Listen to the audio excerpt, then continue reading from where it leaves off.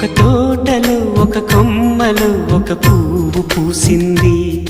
మహారాణిల మహాలక్ష్మిల ఆ పువ్వు నవ్వింది. అలాగే నవ్వుతూ ఉండాలని నింగి నేల వాగు వంక చెట్టు చేమ గువాగూడు ఆశీర్వదించాయి.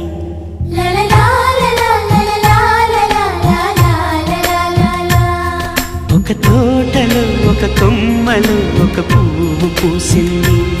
మహారాణిల మహాలక్ష్మిల ఆ పువ్వు నవ్వింది.